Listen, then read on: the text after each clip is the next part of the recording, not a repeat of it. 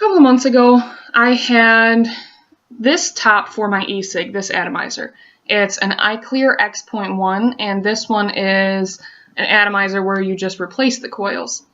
And what you would do is you would put the coil in down here and upside down so it doesn't drip. You put your juice in the tank and you put it back together, put it on your e-cig.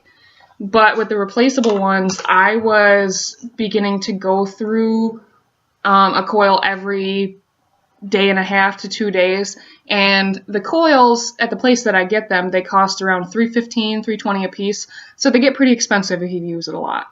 So I was in the market for a new one, and I bought this Lemo Eleaf one. It's a rebuildable tank atomizer where you build your own coils and then wick your cotton through it and have it set up just how you want it. And this is the e-cig I have, the Tesla mod.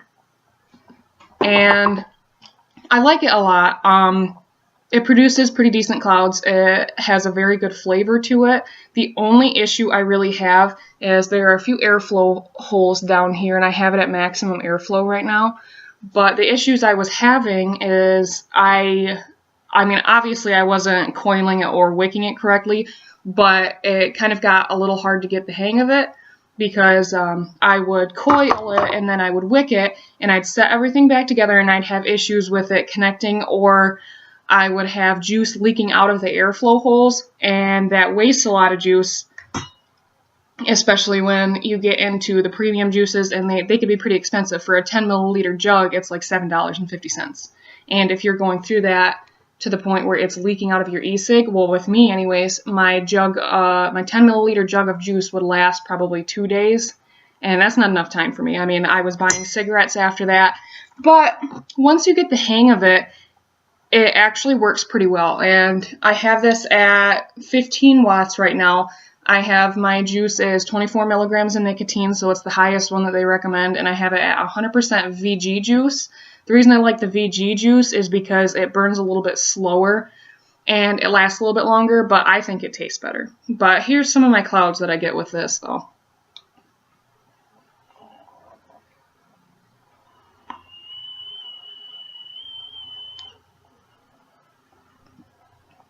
It's pretty good. With the iClear that I had, I didn't feel like I was getting much of a hit at all. Sorry, there's vapor everywhere. But what would happen is I would take a hit off of it, and you either wouldn't even see a cloud, or it'd be just such a tiny cloud that you really just weren't getting much vapor at all. So if you have a replaceable tank, I would honestly, I mean, unless you're only going through a coil once a week, I would suggest getting a rebuildable tank atomizer. And this one, I think this is pretty good, but I do think you definitely should shop around, especially online, look at more reviews of better ones, and because it all depends, too, on what will fit your e-cig. You don't want to just buy one and assume that it'll fit. That's another issue I had, is I had all these different kinds that I wanted to buy. Like, I really wanted to buy the Aspire Nautilus, but it does not fit the battery component with this. It'll fit the threads on the e-cig, but the battery and the way this e-cig works, I was told that it won't fire up, or it would fire up too hot and it would just short out and then it wouldn't work. So this is my review on my Tesla with my Eleaf Lemo Rebuildable Tank Atomizer.